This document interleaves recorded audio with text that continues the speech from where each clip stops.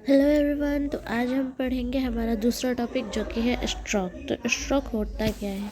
एक ऐसा neurological defect जो अचानक से हो जाता है। कहाँ हो जाता है? हमारे दिमाग में। और कैसे होता है? फोकल वैस्कुलर लेजन की वजह से जो दिमाग में हमारा न्यूरोलॉजिकल डिफेक्ट होता है उसको हम स्ट्रोक बोलते हैं। अब ये वैस्कुलर लीजन जो है वो या तो हेमरेजिक भी हो सकता है या फिर इस्चेमिक भी हो सकता है। इसमें होता क्या है, हमारा जो ब्लड वेजल्स होता है जो ब्रेन के वेरियस पार्ट में सप्लाई होता है, वहाँ पे हेमरेज हो सकता है या फिर इस्चीमिया हो सकता है, जिसकी वजह से जो वैस्कुलर लेजन हो रहा है वो एक डिफेक्ट कॉज करता है जिसको कि न्यूरोलॉजिकल डिफेक्ट कहते हैं, जो कि हमारे ब्रेन में होता है। और इस पूरे कंडीशन को हम क्या नाम देते हैं? स्ट्रोक। तो ये हमारा स्ट्रोक का डेफिनेशन हो गया। अब उसके बाद क्या है, जो हमारा the extent of neurological involvement में range from mild motor defect to gross in development involvement of various function. अब क्या जो है, ये जो न्यूरोलॉजिकल डिफेक्ट जो हमारा कॉज हो रहा है, इसका जो एक्सटेंट है वो एक रेंज क्रिएट करता है। या तो हमारा जो मोटर डिफेक्ट है वो बहुत माइल्ड होगा, या फिर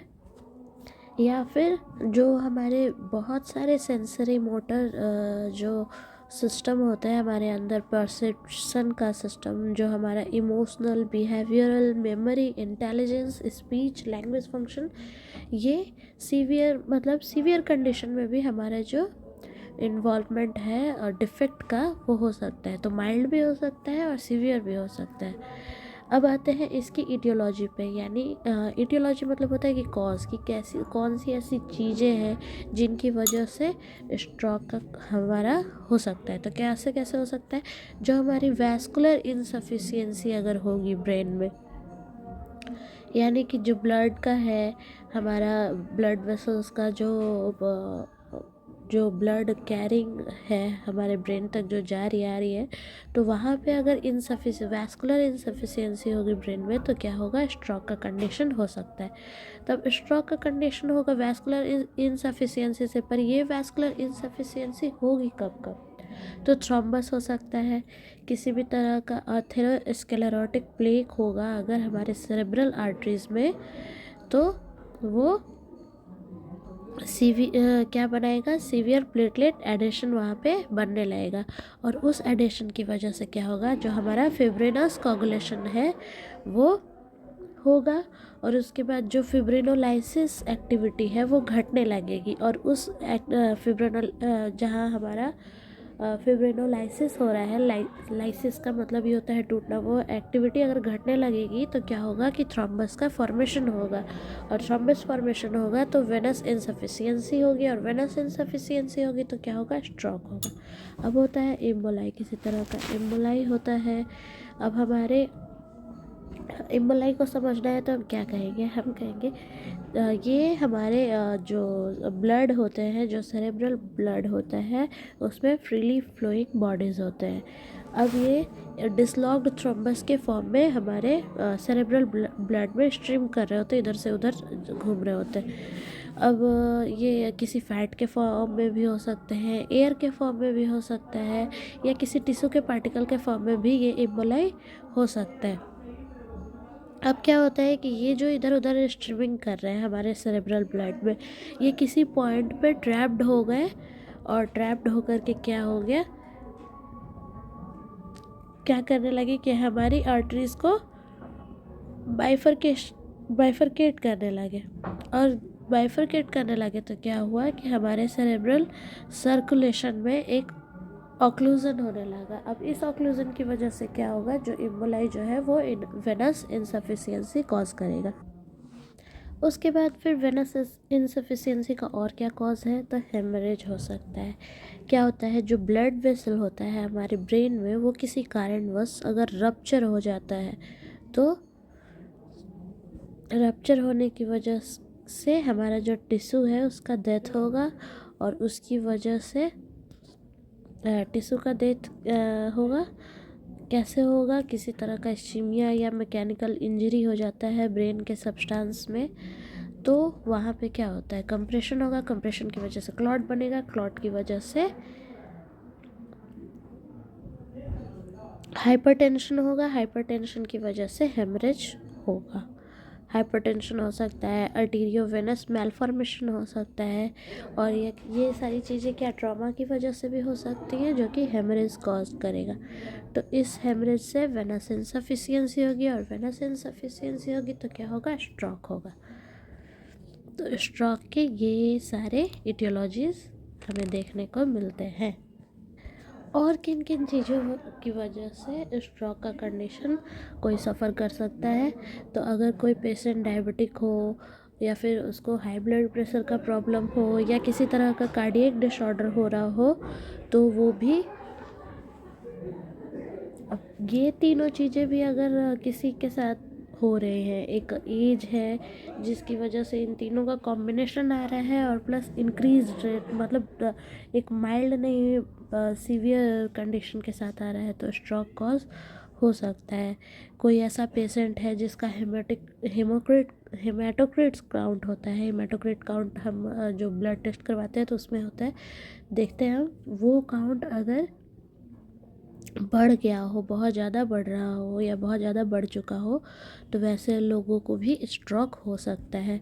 कुछ ऐसे कार्डियक डिसऑर्डर्स होते हैं जैसे वेल्वुलर हार्ट डिजीज़ हो गया, कार्डाइटिस हो गया, आर्टेरियल फिब्रिलेशन हो गया, या फिर किसी तरह का पोस्ट कार्डियक सर्जरी का कोई पेशेंट है, तो उन लोगों को स्ट्रोक का कंडीशन देखने को मिल सकता है। कुछ ऐसे सेकेंडरी रिस्क फैक्टर भी हैं जो कि स्ट्रोक अटैक को बढ़ाते हैं, जैसे बहुत ज़्यादा कोई सिगरेट पीता है, स्मोकिंग कर रहा है, या बहुत ज़्यादा कोई मोटा है ओबेसिटी से, या किसी का लाइफस्टाइल बहुत ही सीडेंटरी है, तो या कोई बहुत ज़्यादा फैट डाइट जो है ना वो हाई अमाउंट में कंज्यूम कर रहा हो, या ऐसा नहीं है कि मतलब स्ट्रोक सिर्फ वैस्कुलर इनसफिशियंसी की वजह से हो रहा है। कई बार आप साइकोलॉजिकली इतना ज़्यादा स्ट्रेस लेते हैं कि उस स्ट्रेस की वजह से हमारे बॉडी में जो ब्लड का सर्कुलेशन है वो डिस्टर्ब हो जाता है, और उसकी वजह से होता है ब्रेन का सर्कुलेशन डिस्टर्ब होता है। उसी सर्कुलेशन के डिस्टर्बेंस की वजह से हमें कई बार बहुत सारी अलग अलग बीमारियां हो सकती हैं, जिसमें कि हमारा एक स्ट्रोक भी हो सकता है।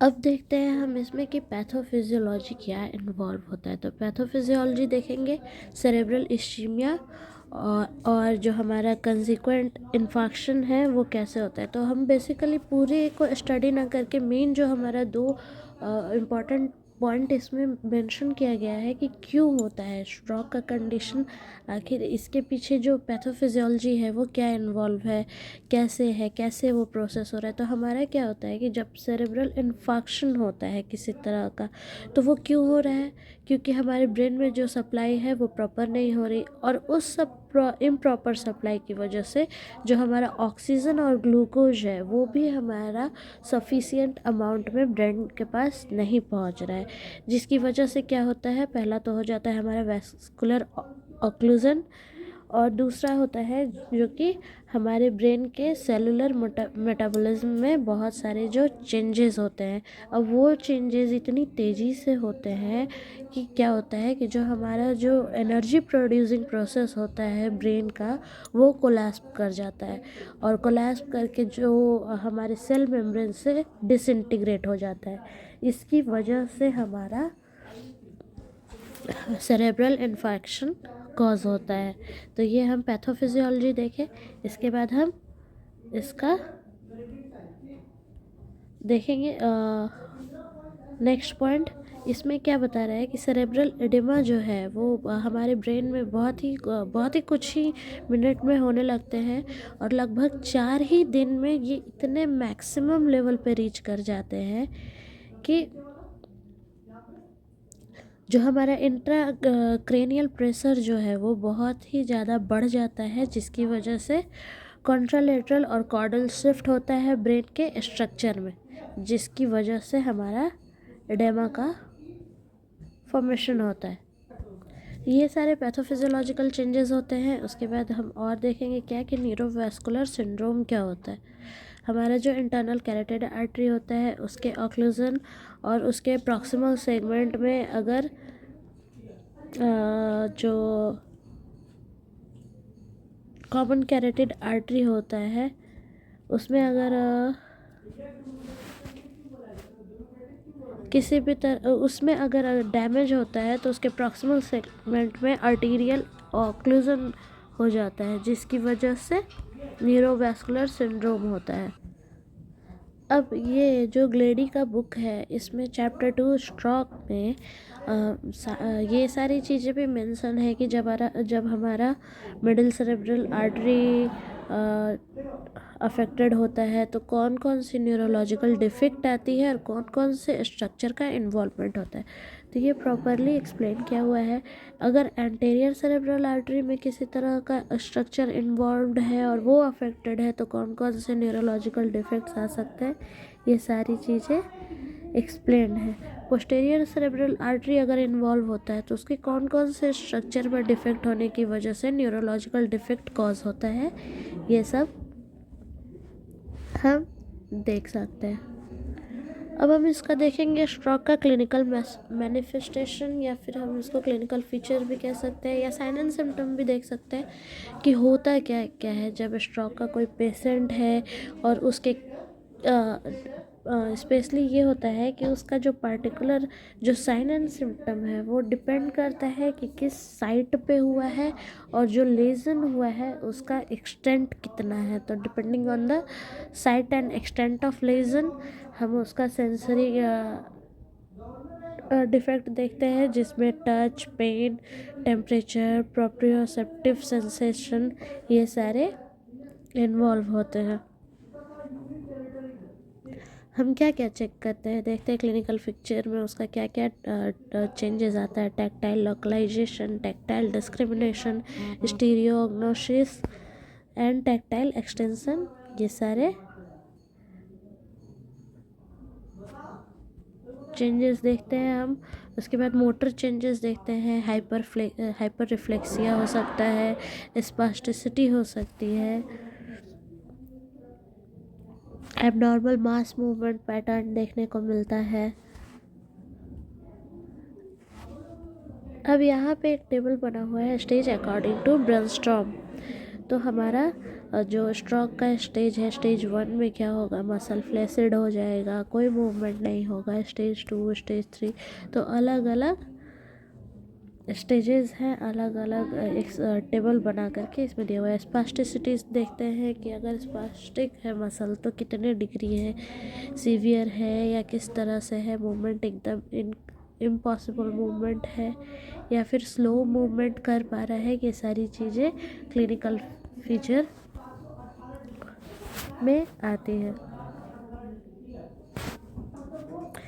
जो हमारा हाई लेवल रिएक्शन है, जैसे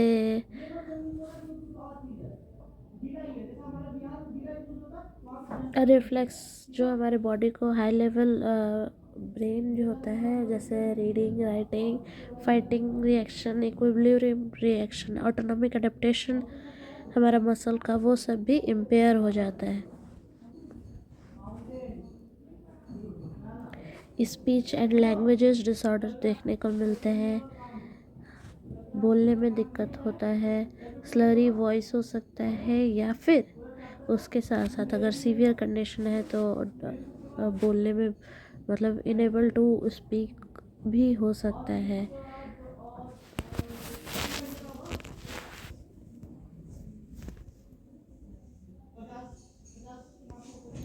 परसेप्शन एंड कॉग्निटिव डिसफंक्शन देखने को मिलते हैं। विजुअल स्पेशियल इम्पेयरमेंट देखने को मिलता है, ये हमारे क्लिनिकल डिस्फेजिया देखने को मिलता है। ब्लैडर एंड बाउल इम्पेयरमेंट हो सकता है, सेक्सुअल डिसफंक्शन हो सकता है। सेकेंडरी मैनिफेस्टेशन में देख सकते हैं साइकोलॉजिकल डिसफंक्शन। किसी भी डिजीज़ का, दुनिया के कहते हैं कि कोई भी डिजीज़ अगर है और पेशेंट अनकॉन्शियस नहीं है क्योंकि अनकॉन्शियस है तो फिर तो वो एक अलग ही फेज़ हो जाता है पेशेंट का, ट्रीटमेंट वगैरह सब कुछ। लेकिन पेशेंट अगर सब कॉन्शियस है और उसे कोई भी प्रॉब्लम हुआ है, किसी तरह का सिंड्रोम है, किसी तरह का डिजीज़ है, किसी तरह का ट्रॉमा है, किसी तरह का इंजरी है, वो अपने साथ साथ एसोसिएटेड मैनिफेस्टेशन लाता है, जो कि होता है हमारा साइकोलॉजिकल डिसफंक्शन। हम social withdrawal, depression, anxiety, sleep disorder, insomnia, secondary mania, emotional liability, ये सारी चीज़ों से जूझने लगते हैं। अब क्या होता है कि ये जो साइकोलॉजिकल डिसफंक्शन है, ये भी हमारे डिज़ीज़ के अकॉर्डिंग आता है। जो कॉम्प्लिकेटेड डिज़ीज़ है बहुत ज़्यादा, तो लेवल ऑफ जो साइकोलॉजिकल डिसफंक्शन है वो अलग होता है। या बेसिक अगर कोई छोटी मोटी प्रॉब्लम भी होती है तो हमारे अंदर जो स्ट्रेस कॉज होता है, जो एंग्जाइटी हम सफ़र करते हैं, वो भी एक हमारा साइकोलॉजिकल डिसफंक्शन कहलाता है।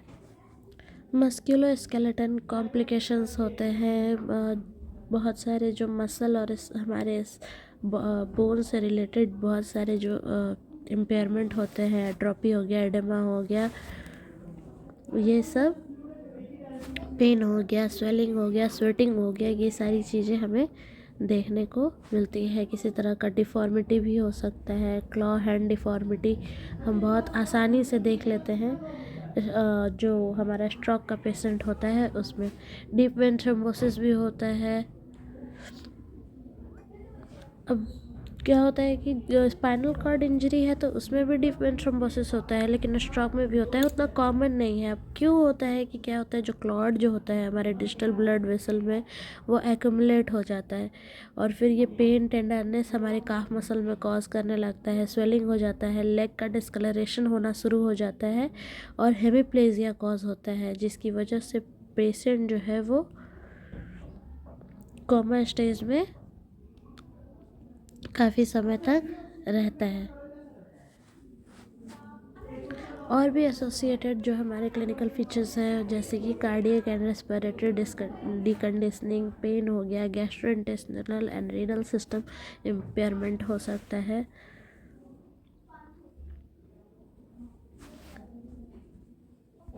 ये सारी चीज़ें हम क्लिनिकल मैनिफेस्टेशन में देखते हैं। अब उसके बाद असेसमेंट अगर लेना हो हमें किसी स्ट्रोक पेशेंट का, तो हम क्या क्या देखेंगे, क्या क्या का इन्वॉल्वमेंट होगा, कैसे डिटेक्ट करेंगे, क्या क्या चेंजेस आए हुए हैं।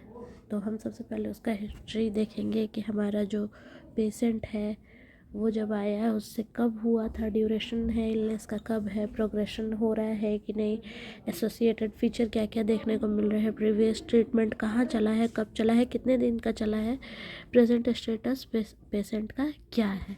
ऑब्जर्वेशन में हम उसका पोस्चर देखेंगे। उसके बाद एग्जामिनेशन में हम क्या क्या देखेंगे, क्रेनियल नर्व की टेस्टिंग करेंगे, सेंसरी एग्जामिनेशन करेंगे, उसमें रिफ्लेक्स चेक करेंगे, सुपरफिशियल में crude touch and fine touch check करके देखेंगे, डीप में हम pressure, joint position sensation, kinesthetic sensation and vibration sensation check करेंगे। कॉर्टिकल सेंसेशन में हम टैक्टाइल लोकलाइजेशन और स्टीरियोग्नोसिस चेक करते हैं। मोटर एग्जामिनेशन करते हैं, उसमें टोन जरूर देखेंगे, रेंज ऑफ मोशन जरूर देखेंगे, किसी तरह का कॉन्ट्रैक्चर या डिफॉर्मिटी हुआ है तो उसको ज़रूर चेक करेंगे।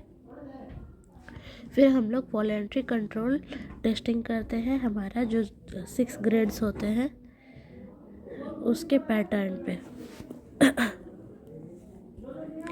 उसके बाद उनका फंक्शनल असेसमेंट होता है कि जो गेट है वो हेमिप्लेजिक है या फिर इनकम्प्लीट है, जो फंक्शनल इंडिपेंडेंस है या फिर डिपेंडेंस है। ये फंक्शनल एक्टिविटी जो है, जैसे कि लेटना, बैठना, खड़े होना, स्टैंडिंग पोस्चर में रहना, ये किस तरह से हो रहा है। गेट असेसमेंट हम करते हैं, गेट एनालिसिस करते हैं। जब पेशेंट अपने आप से चल पा रहा है तो वो किस तरह से चल रहा है, उसका वॉकिंग कैसा है, उसका बैलेंसिंग कैसा है, ये सारी चीज़ें हम ऑब्ज़र्व करते हैं। फिर हम आते हैं मैनेजमेंट पे। अब जब मैनेजमेंट करते हैं तो फिजियोथेरेपी अप्रोचेस हम देखते हैं क्या क्या होता है। Rehabilitation of stroke patient with hemiplegia, तो बोबार्ड टेक्निक यूज़ करते हैं। इसमें क्या होता है, हमारा जो मेन एम होता है वो एबनॉर्मल मूवमेंट को प्रिवेंट करना होता है। ब्रनस्टोन टेक्निक जो होता है वो क्या करता है, हम यूज़ करता है एबनॉर्मल सिनर्जीज को, ताकि उसको इनकॉर्पोरेट कर सके हमारे फंक्शनल एक्टिविटीज़ में। उसके बाद हमारा जो पेशेंट है उसको वर्बलाइज करके इनकरेज किया जाता है ताकि वो एक्टिविटीज़ परफॉर्म कर सके, जिसको कि कंडक्टिव एजुकेशन बोलते हैं। जॉन स्टोन में क्या होता है कि हम फोकस करते हैं प्रॉक्सिमल स्टेबिलिटी पे। अब ओरली इन्फ्लेटेड प्रेशर स्प्लिंट्स होते हैं जिनका कि हम यूज़ करते हैं जॉन स्टोन में। मोटर रीलर्निंग प्रोग्राम में क्या होता है कि हमारा जो ट्रेनिंग होता है मोटर कंट्रोल का, अब हम कैसे इसको ट्रेनिंग देते हैं, तो काइनेमेटिक्स और काइनेटिक्स जो हमारा नॉर्मल मूवमेंट का होता है उसको समझाते हुए जो मोटर कंट्रोल प्रोसेस है और मोटर लर्निंग प्रोसेस है उसको हम लोग ट्रेन करते हैं। PNF टेक्निक यूज़ करते हैं हम। इसमें क्या होता है, हमारा जो सेंसरी स्टिमुलाई है उसको मैक्सिमाइज करते हैं एसिटाइलकोलाइन के, नहीं sorry, it's not ACH, it's AHC, pool of AHC in order to stimulate purposeful muscle contraction को कराने के लिए। उसके बाद इसी तरह और भी कई सारे टेक्निक्स होते हैं जो बेसिस ऑफ जो स्ट्रोक का स्टेज होता है उस स्टेज के बेसिस पे हम ट्रीटमेंट करते हैं। तो हमारा जो एक्यूट स्टेज में जो गोल होता है ट्रीटमेंट का वो क्या क्या होता है, तो हमारा जो अनअवेयरनेस जो होता है हेमीप्लेजिक साइड को, उसको इग्नोरेंस को प्रिवेंट करना, और जो सिनर्जी डेवलप करने की टेंडेंसी होती है उसको घटाना ताकि क्रोनिक स्टेज में न जाए। फिर किसी भी तरह का जॉइंट रिस्ट्रिक्शन या स्टिफनेस हो रहा है उसको प्रिवेंट करना। किसी तरह का कॉम्प्लिकेशन है इमोबिलाइजेशन की वजह से या चेस्ट कॉम्प्लिकेशन की वजह से, बोन की मसल की डिकंडीशनिंग की वजह से, तो उसको प्रिवेंट करना।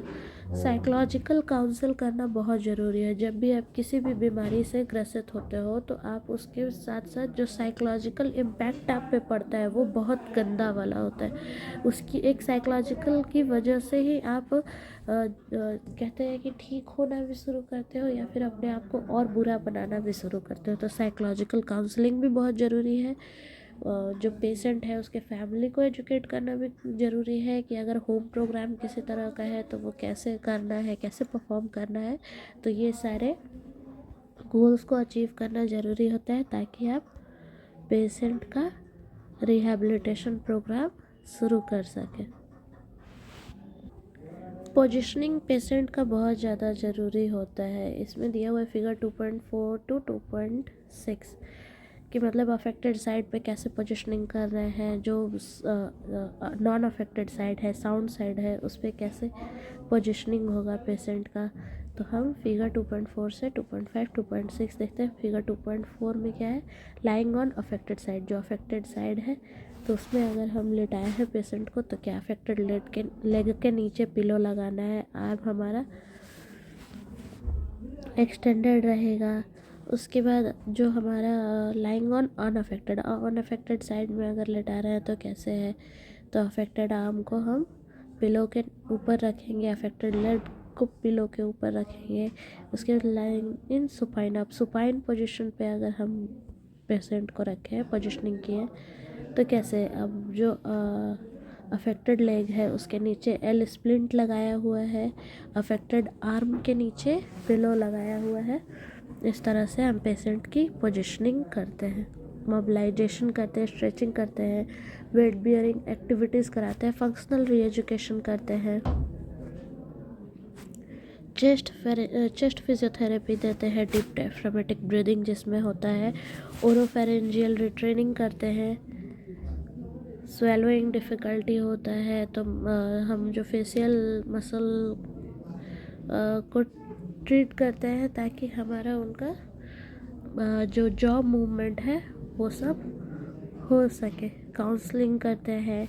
अब स्पास्टिक स्टेज है तो स्पास्टिसिटी में हम क्या क्या गोल सेट करेंगे, टोन को नॉर्मलाइज करेंगे, नॉर्मल फंक्शनल पैटर्न को डेवलप करने की कोशिश करेंगे, कॉन्ट्रैक्चर डिफॉर्मिटी को प्रिवेंट करेंगे, पेशेंट को अपना फंक्शनली इंडिपेंडेंट होने के लिए ट्रेन कर सकते हैं और जितना भी पॉसिबल हो अचीव करेंगे highest possible physical security of the patient.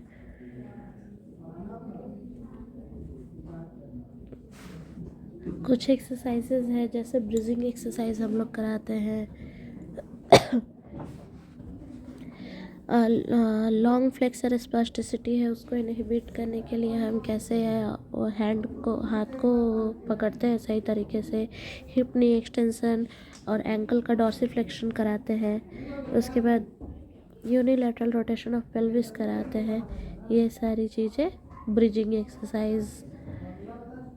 Sitting में कौन कौन सा शोल्डर श्रग कराएंगे, वेट बियरिंग जो हमारा अफेक्टेड लिम्ब है उससे करवाएंगे, अपोजिट शोल्डर को टच करना, फिर सैक्रम पे हैंड प्लेस कराना, सुपाइनेशन प्रोनेशन कराना, उसके बाद नी का एक्सटेंशन फ्लेक्शन कराना, नी का वेस्टिबुलर एक्सरसाइज कराना, स्टैंडिंग में कौन कौन सा डायनामिक बैलेंस हो गया, स्टैंडिंग पोजीशन में कौन कौन सी एक्सरसाइज हम करा सकते हैं, ये सारी चीज़ें हम इन्वॉल्व करते हैं किसमें, रिहैबिलिटेशन प्रोसेस में, किस कंडीशन के, स्ट्रोक के।